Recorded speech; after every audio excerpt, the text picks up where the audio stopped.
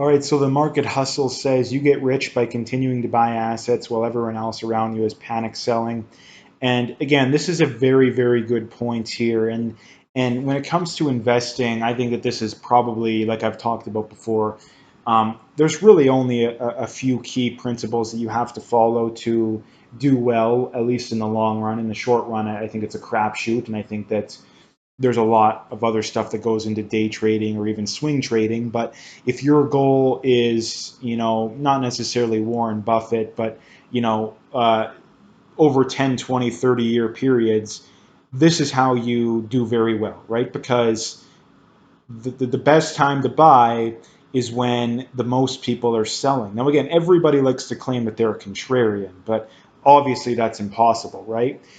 So the way to do it is simply to look at charts, understand, okay, a perfect example of that, what recently was, oil during COVID. That's probably the best example. Even upwards, anywhere up to about, 6 months, a year ago.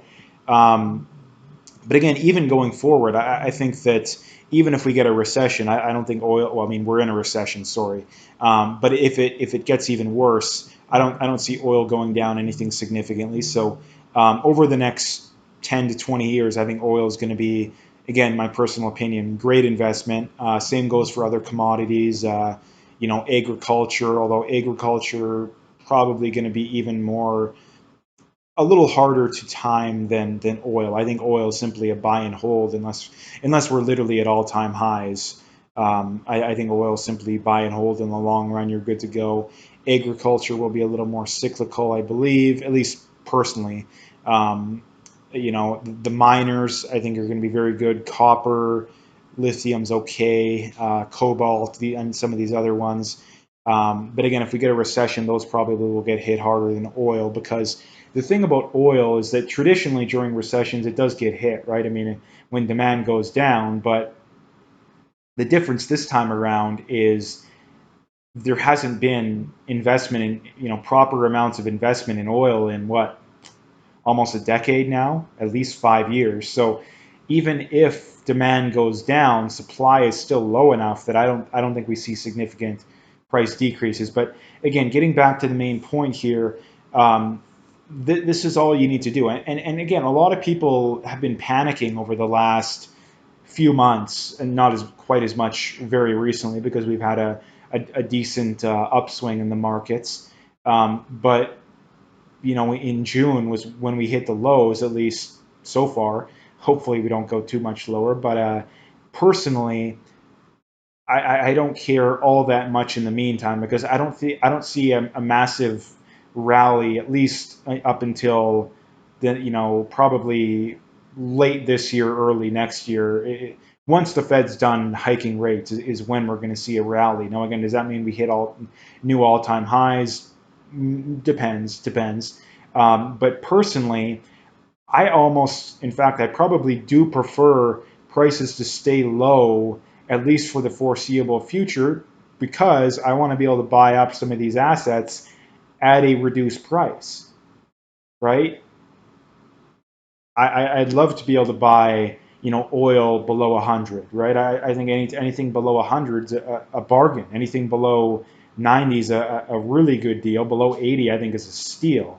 Um, Again, same goes for some of these other stocks. The miners, I think that if they go a little bit lower, they're going to be a very good deal.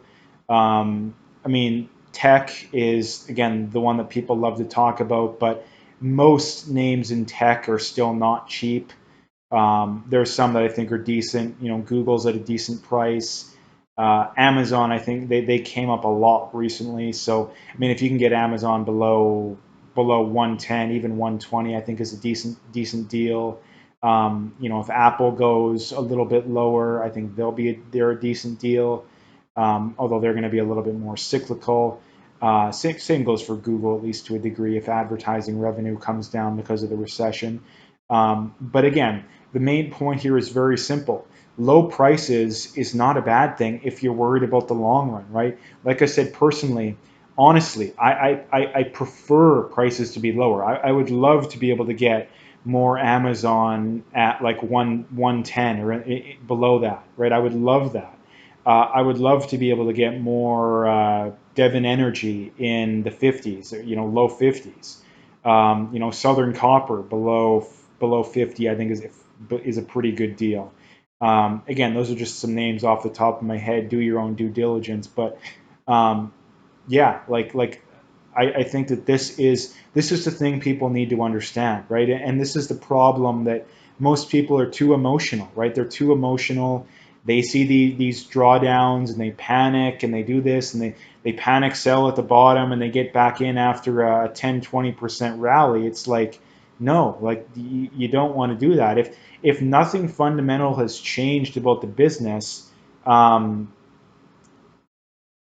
if nothing has changed, like fundamental about the business, there's no reason to sell, right? There's no reason to sell. Like, you know, Amazon and some of these companies, they destroyed earnings. It's like, yeah, you probably should be buying, right, if that happens. So again, most companies beat earnings, so it's nothing, that much to write home about. But again, just using that as an example, right? So again, I just wanted to make a quick video because this is the concept that will make you successful in the long run. If you simply buy fundamentally good companies, right? They're growing earnings, they're growing sales, they're growing revenue, they don't have a significant amount of debt.